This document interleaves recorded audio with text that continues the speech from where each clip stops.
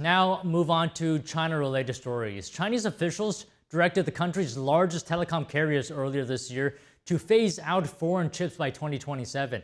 Specifically, these are chips that are key to China's networks, and this is according to the Wall Street Journal today, citing people familiar with the situation.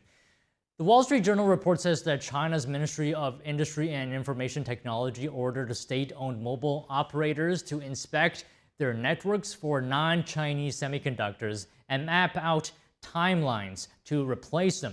This actually is the very first time such specific deadlines were imposed, and the move would impact U.S. chip giants Intel and Advanced Micro Devices, or AMD. China was in fact Intel's largest market last year and was responsible for more than 27% of Intel's total revenue. So I had a lot of questions after seeing this news, and to try to get some of them answered, I spoke to an expert on the subject. Here is Robert Atkinson, president of the Information Technology and Innovation Foundation. So China is telling the nation's largest telecom carriers to phase out foreign processors. I mean, why are they doing this? Well, they're really doing it for two reasons. One reason is they do not want to be dependent upon foreign semiconductors for their digital economy, their advanced economy. They just don't want to buy from us anymore because they're afraid perhaps that we might cut them off if there were a war in Taiwan or some other kinds of conflict. So they want independence from us. But the second reason is that they're desperate to grow their semiconductor industries, and the Intels and the Samsungs of the world will get less sales. The Western companies will get weaker. The Chinese companies will get stronger. Okay, so these processors being used in telecom, what purpose do these processors serve?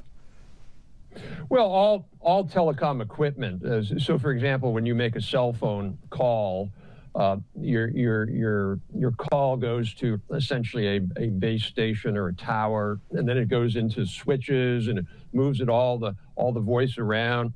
Those are all fundamentally powered by semiconductors.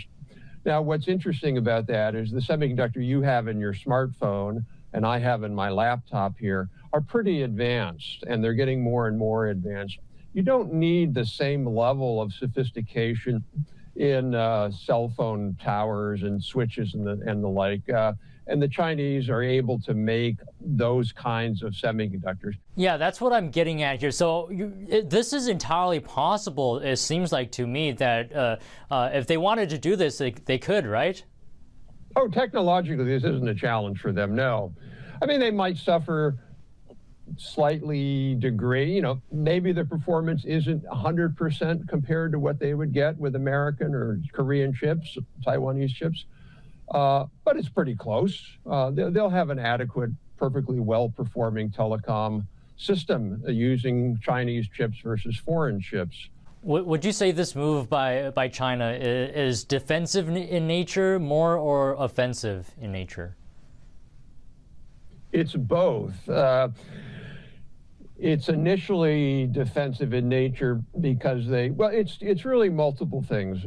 First of all, it's sending a message to the U.S. government, particularly the Biden administration, which has imposed semiconductor export controls on China. And it's telling them, if you do that, we're going to go all the way, and we're just going to say that the Chinese companies can't buy anything. How do you like that? And so they're really sending a message to the Biden administration that has pushed a lot of their agenda on this notion of security. Well, we don't trust the Chinese chips and things like that. Well, they're turning the tables on us, saying, well, we don't trust your chips either. All right, just final question. How worried, if at all, should U.S. be at what China is doing here, and what can the U.S. do? Look, we should be really worried. The Chinese are really smart because they only bite a little bit of the apple at a time. Oh, well, this is only the telecom sector. It's not that big. But what the Chinese government does is they keep taking more and more bites out of the apple. Finally, one day we'll wake up and all that's left is the apple core. And we're like, wait, what were we doing? Why were we asleep?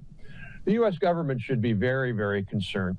One thing the government could do would be to limit the exports of Chinese chips, because the Chinese are selling a lot of chips at the more mature nodes, what's it called, the more legacy chips that aren't as complicated. But those are massively subsidized, and they're really driving the ability of the Chinese to innovate. We could say we're not going to import those chips. How do you like that? Okay, well, I hope the U.S. does something. But thank you very much for your time today, Robert. My pleasure. Thank you.